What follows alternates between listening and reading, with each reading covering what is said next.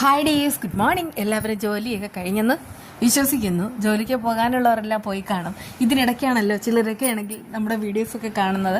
അതിന് എത്ര നന്ദി പറഞ്ഞാലും മതിയാവില്ല കേട്ടോ. നിങ്ങളുടെ സപ്പോർട്ട് തന്നെയാണ് മുന്നോട്ട് പോകാനുള്ള എൻ്റെ പ്രചോദനവും. അപ്പോൾ പിന്നെ ഇനി വൈകിക്കുന്നില്ല, നമുക്ക് കാര്യങ്ങളിലേക്ക് കടന്നാലോ. വരുണിൻ്റെ അച്ഛൻ ആദ്യമേ തന്നെ പറയുന്നുണ്ട്, നിന്റെ തീരുമാനങ്ങളോട് ഇനി അനുകൂലിക്കാൻ ഞാനില്ലെന്ന്. പക്ഷേ അച്ഛാ, ചില ഫോർമാലിറ്റീസ് ഒക്കെ ഉണ്ട്. അതായത് എൻ്റെയും മാനസികയുടെ വിവാഹം നടക്കണം. അവിടെ പോയിട്ട് ഒഫീഷ്യലായിട്ട് കാര്യങ്ങളെല്ലാം അച്ഛൻ തന്നെ ചോദിച്ചറിയണം എന്നൊക്കെ വരുൺ പറയുന്നുണ്ട്. അത് കേട്ട് അച്ഛനാകെ ദേഷ്യമാവുന്നു. കുറച്ച് ദിവസം മുൻപ് നീ മറ്റൊരു പെൺകുട്ടിയെ കൊണ്ടുവരും എന്ന് പറഞ്ഞിട്ട് ഇവിടെ കോലാഹലം മുഴക്കി. ഇപ്പോൾ വേറെ ഒരാളെ കൊണ്ടുവരുമെന്ന് പറയുന്നു. ഇതിൽ നിനക്ക് എന്താ കുഴപ്പം? അച്ഛാ, ഇത്രയൊക്കെ ആയ സ്ഥിതിക്ക് ഇനിയിപ്പോൾ മാനസയുടെ വീട്ടുകാരുടെ ദുഃഖം നമ്മൾ കാണണ്ടേ? ഞാൻ എന്തായാലും അവളെ വിവാഹം കഴിക്കാൻ തീരുമാനിച്ചു. അച്ഛൻ വന്നില്ലെങ്കിലും ഞാൻ ഉറപ്പായിട്ട് പോകുമെന്ന് പറയുന്നുണ്ട്. ഞാൻ നീ നിൽക്കുന്നതിൻ്റെ പുറകു ഭാഗത്തൊരു വാഴ വെച്ചിട്ടുണ്ട്. സത്യത്തിൽ അത്ര പ്രയോജനം പോലും എനിക്ക് നിന്നെ കൊണ്ടില്ല എന്നൊക്കെ പറയുന്ന സമയത്ത് ജോത്സ്യനും ആ ജാമ്പോ ഒക്കെ പറയുന്നുണ്ട്, മുതലാളി ഇനിയിപ്പോൾ വലിയ മുതലാളിയെ വിശ്വസിച്ചിട്ട് കാര്യമില്ലാന്ന്. അവൻ മുണ്ടും മുറുക്കി അവിടെ നിന്ന് ഇറങ്ങാണ് കേട്ടോ. അതേസമയം കൃപയാണെങ്കിൽ ഒരു ബാഗും ഒക്കെ ആയിട്ട് പുറത്തേക്ക് വരുന്ന സമയത്ത് ആൻറ്റിയമ്മ വളരെ ആകാംക്ഷപൂർവ്വം എവിടാ പോകുന്നതെന്ന് ചോദിക്കുന്നുണ്ട്. ഞാനേ ഒന്ന് പുറത്ത് പോവുക, അതൊക്കെ ഇനി പറയണം എന്ന് എന്തെങ്കിലും നിർബന്ധമുണ്ടോ? പണ്ടത്തെ കാരണവർമാരെ പോലെ പിള്ളേർ പുറത്തിറങ്ങിയാൽ എവിടെ പോകുന്നു, എന്തിനു പോകുന്നു, എപ്പോൾ വരും, അങ്ങനെയുള്ള ചോദ്യങ്ങളൊന്നും വേണ്ട. കാരണം എൻ്റെ ആൻറ്റിയമ്മ ന്യൂജനാണ്, നല്ല ഭയമാണ്, എനിക്ക് അങ്ങനെയുള്ള ആൻറ്റിയമ്മ ഇഷ്ടമെന്നൊക്കെ അവളിങ്ങനെ പറയുന്നു. നീ ഒന്നും പറയണ്ട. നേരത്തെ സുജാതയും സാഗർ എന്നോട് ചോദിച്ചു പുറത്തേക്ക് വരുന്നു, പക്ഷെ നീ പോയില്ല. ഇപ്പോഴെന്താ? അതിപ്പോൾ ഞാൻ പോകാത്തതിന് കാരണമുണ്ട്. അവർ പോകുന്ന അമ്പലത്തിലേക്കാണ്. എനിക്ക് അങ്ങോട്ട് പോകാൻ താല്പര്യമില്ല, അതുകൊണ്ടാണ് പോകാത്തത്. അതിനെ ഞാൻ കള്ളം പറയുന്നതൊക്കെ അവൾ അറിയിക്കുന്നു. ശരി, നീ ഇനി എന്തൊക്കെ പറഞ്ഞാലും ശരി, എവിടാ പോകുന്നതെന്ന് പറയണം, പറഞ്ഞേ പറ്റൂ. എൻ്റെ പൊന്നാൻറ്റിയമ്മ, ഞാൻ പോകുന്ന എൻ്റെ ഏട്ടൻ്റെ അടുക്കലേക്കാണ്. അങ്ങനെ ഞാൻ ഏട്ടൻ്റെ അടുക്കലേക്ക് പോകുന്നുവെന്ന് അമ്മയും അച്ഛനും അറിഞ്ഞാൽ അവർക്ക് ഒരുപാട് സന്തോഷമാവില്ലേ? ഞാൻ പോയി വരട്ടെ എന്ന് ചോദിക്കുമ്പോൾ ഇത് നേരത്തെ തന്നെ പറഞ്ഞുകൂടായിരുന്നു എന്നൊക്കെ ആൻറ്റിയമ്മ ചോദിക്കുകയാണ് കേട്ടോ. അവളുടെ കാര്യം അറിയാമല്ലോ. ആൻറ്റിയമ്മയെന്ന് വട്ടം ചുറ്റി ആൻറ്റിയമ്മയുടെ കവളിൽ 2 ഉമ്മ കൊടുത്ത് ആൻറ്റിയമ്മയെ സോപ്പിട്ട് പതപ്പിച്ച് കൃപയാണെങ്കിൽ അവിടെ നിന്ന് വളരെ സന്തോഷത്തിലാണ് ഇറങ്ങുന്നത്. ഇത് എന്തോ ഒരു വലിയൊരു സംഭവത്തിന് മുന്നോടിയായിട്ടാണ് ഇവളിങ്ങനെ പോകുന്നതെന്ന് നമുക്ക് തോന്നും. അതെ, അതൊക്കെ വരാനിരിക്കുന്നതേ ഉള്ളൂ. എന്നാൽ ഈ വരുൺ അവിടെ എത്തുന്ന സമയത്ത് ഹേമ കാര്യം എന്താണെന്ന് തിരക്കുന്നു. ഇവിടെ ആരുമില്ലേ, എനിക്ക് എല്ലാവരോടും സംസാരിക്കണമെന്ന് അവൻ അറിയിക്കുകയാണ്. ജയമോഹൻ അങ്ങോട്ട് വരുന്നു. ഇവരെ പുറത്ത് നിർത്തണ്ട, അകത്തു നിന്ന് സംസാരിക്കാം എന്നൊക്കെയാണ് ഹേമ അറിയിക്കുമ്പോൾ അതിൻ്റെ ഇത് ആവശ്യമില്ല, ഇവിടെ നിന്നോളാം എന്നൊക്കെ ആ വരുൺ പറയുന്നുണ്ട്. എന്താ കാര്യമെന്ന് ജയമോഹൻ ചോദിക്കുന്നു.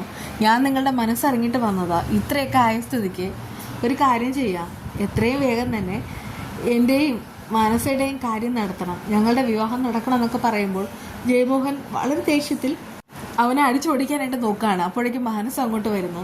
നമ്മൾ തമ്മിൽ എന്താ നടന്നത്, എന്താ കാര്യം എന്നൊക്കെ അവളിങ്ങനെ ചോദിക്കുന്നുണ്ട്. അല്ല, ഇത്രയായ സ്ഥിതിക്ക്, എത്രയായ സ്ഥിതിക്ക്, എന്നാലേ നീ ഇത്രയൊക്കെ പറഞ്ഞ സ്ഥിതിക്ക് എനിക്ക് അങ്ങോട്ടൊരു കാര്യം ചോദിക്കാനുണ്ട്. വരുൺ ഇവരുടെ മുന്നിൽ വെച്ച് തന്നെ പറയണം. അതായത് നമ്മൾ തമ്മിൽ എന്തെങ്കിലും ബന്ധമുണ്ടായിരുന്നോ?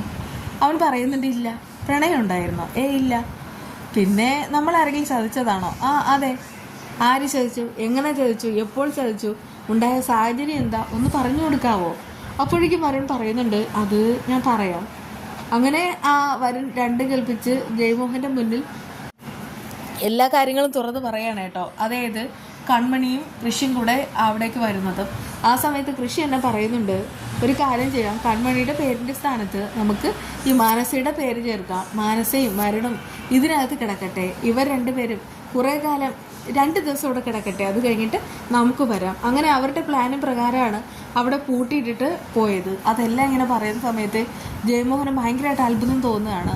ഒടുവിൽ വരുണിൻ്റെ മാനസയുടെ നിരപരാധിത്വം അവർക്കിങ്ങനെ മനസ്സിലാവുന്നുണ്ട്. അതായത് ഇതിപ്പോൾ കൺമണിക്ക് പാരയാവുമെന്ന് ശരി തന്നെയാണ്.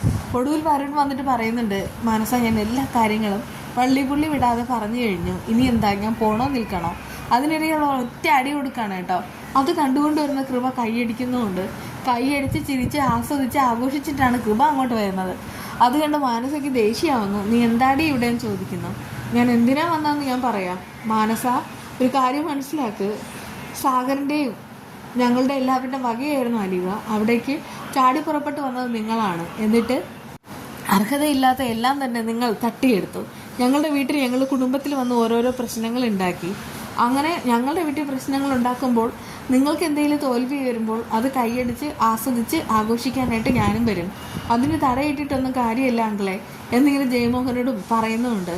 അത് കേട്ട് മനസ്സാകെ അമ്പരം നിൽക്കുന്നു. അപ്പോഴേക്കും അവൾ പറയുന്നുണ്ട്, നീ നോക്കിക്കോ, നിനക്കുള്ള പണി വരാൻ പോകുന്നതേ ഉള്ളൂ. ഇനിയിപ്പോൾ നിൻ്റെ ആ വീഡിയോ കൂടെ പുറത്തേക്ക് ഇറങ്ങണം. ആ സമയത്ത് നാട്ടുകാരെല്ലാം നിന്നെ ചൊല്ലി ഇങ്ങനെ പൊട്ടിച്ചിരിക്കും. ആ സമയത്ത് നീ പുറത്തേക്ക് വരുമ്പോൾ നിനക്കത് വലിയ ഷോക്കാവും. നീ അങ്ങനെ നാറി പരുവായി വീടിനകത്ത് തന്നെ പോയിരിക്കും. ആ ഒരു കാഴ്ച ഞാൻ കാണുന്നത്.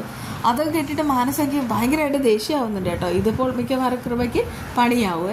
എന്നാൽ ശ്രീനിവാസനാണെങ്കിൽ ആധാരം എടുത്തിട്ട് കൺമണിയോട് പറയുന്നുണ്ട്, നമുക്കിത് ബാങ്കിൽ കൊണ്ടുപോയി വെച്ചിട്ട് എത്രയാണെന്ന് വെച്ചാൽ കൃഷ്ണസാറിന് കൊടുക്കാമെന്ന്. അവൾ പറയുന്നുണ്ട്, വേണ്ടച്ചാ, അതിൻ്റെ ഒന്നും ആവശ്യമില്ല, വേണം മോളെ, എനിക്ക് നിനക്ക് വേണ്ടിയിട്ട് ഒന്നും ചെയ്യാനായിട്ട് പറ്റിയില്ല, ഇതെങ്കിലും ചെയ്യണം എന്നൊക്കെയാണ് പറയാണ് കേട്ടോ. അങ്ങനെ അവൾ പറയുന്നുണ്ട്, ശരി, എനിക്ക് ഓഫീസിൽ പോകണം, അവിടെ പോയിട്ട് അച്ഛൻ എന്താണെന്ന് വെച്ചാൽ ചെയ്താൽ മതി. അതേസമയം ധനലക്ഷ്മി വന്നിട്ട് ഈ പുറത്തിരിക്കുന്ന ശ്രീനിവാസനോട് പറയുന്നുണ്ട്, മനോജേട്ടൻ്റെ കാര്യങ്ങളെല്ലാം പരിങ്ങല്ല, ആൾക്കവിടെ ജോലിയൊന്നും ഭയങ്കരമായിട്ട് ബുദ്ധിമുട്ടാണ്, മരണപരമായ സാഹചര്യമാണ് ഉള്ളത്, ഇങ്ങോട്ട് വരാൻ പറയും, നമുക്ക് എന്തെങ്കിലും ഒരു ബിസിനസ് തുടങ്ങാം, അതിന് പക്ഷേ ഞങ്ങളുടെ കയ്യിൽ പണമൊന്നുമില്ല, ഇവിടുത്തെ ആധാരം എടുത്ത് പണയം വയ്ക്കാം. അത് കേട്ട് അമ്മായിമാർ പറയുന്നുണ്ട്, അതൊന്നും ഒരിക്കലും നടക്കില്ല എന്ന്. ശ്രീനിവാസനും പറയുന്നുണ്ട്, അത് നടക്കില്ല എന്ന്. അത് കേട്ട് അവൾ പറയുന്നുണ്ട്, മിക്കവാറും ഞാൻ ഇവിടെ തീയിടും, അല്ലെങ്കിൽ ഞാനും എൻ്റെ കൊച്ചും കൂടെ ഇല്ലാതാവും, അതാണല്ലോ നിങ്ങൾക്കൊക്കെ വേണ്ടത് എന്ന് പറഞ്ഞിട്ട് പോവാണ് കേട്ടോ. അതേസമയം അമ്മായിമാർ പറയുന്നുണ്ട്, ഒരു കാരണവശാലും ഈ ഒരു ആധാരം അവൾക്ക് കൊടുക്കരുതെന്ന്. ഒരു കാരണവശാലും അവർ സമ്മതിക്കില്ല എന്ന് ഉറപ്പിച്ച് പറയുകയും ചെയ്യുന്നു. അതിനുശേഷം ഈ കൺമണിയാണെങ്കിൽ ബാങ്കിൽ പോയി ഇരിക്കുകയാണേ. അപ്പോഴേക്കും ശ്രീനിവാസൻ അങ്ങോട്ട് വരുന്നു. എന്താ അച്ഛാ ലേറ്റായതെന്നൊക്കെ അവൾ ദേഷ്യപ്പെടുന്നുണ്ട്. മോളെ ലേറ്റായിപ്പോയി അച്ഛ, ഇന്ന് അലികയിൽ എനിക്ക് ഭയങ്കരമായിട്ടൊരു ഡിസൈൻ അർജൻറ്റായിട്ട് കൊടുക്കാനുണ്ട്, അതിൻ്റെ ഒരു നെട്ടോട്ടത്തില്ല അതിനിടയ്ക്ക് ഇങ്ങോട്ട് വന്നത്, എനിക്ക് വേഗം തന്നെ അങ്ങോട്ട് പോയാൽ മതിയാവും. ആ സമയം ശ്രീനിവാസൻ പറയുന്നുണ്ട്, അതിനെന്താ മോളെ, സാരമില്ല, അച്ഛനൊരു കാര്യം മനസ്സിലാക്കണം, ഇത് നമുക്ക് ആധാരം വേറെ ഒന്നും ഇല്ല ഇനി, അതുകൊണ്ട് ഇനി കൊടുക്കണോ വേണ്ടയോ എന്ന് തീരുമാനിക്കേ, കൊടുക്കാമെന്നൊക്കെ അയാൾ പറയുന്നുണ്ട് കേട്ടോ. അങ്ങനെ പണം മേടിക്കാൻ അയാൾ പോകുന്ന സമയത്ത് കൺമണി പറയുന്നുണ്ട്, ഇടയ്ക്കിടയ്ക്ക് എന്നെ വിളിക്കണമെന്ന്, പിന്നെ ഞാൻ കൊച്ചുകുട്ടിയല്ലേ എന്നൊക്കെ പറയുന്ന സമയത്ത് അവൾ ചിരിക്കുന്നുണ്ട്. എന്തായാലും ഇവിടുത്തെ പുറമേയുള്ള ആ ഒരു കാഴ്ചകൾ ലുലുമാളിൻ്റെ ആ ഒരു ഭാഗത്തുള്ള കാഴ്ചകളാണ് കേട്ടോ.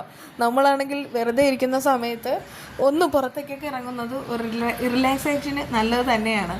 അല്ലെങ്കിൽ പിന്നെ നമ്മൾ വീട്ടമ്മമാരെന്നൊക്കെ പറഞ്ഞിട്ട് ഭയങ്കര ബോറായിരിക്കും.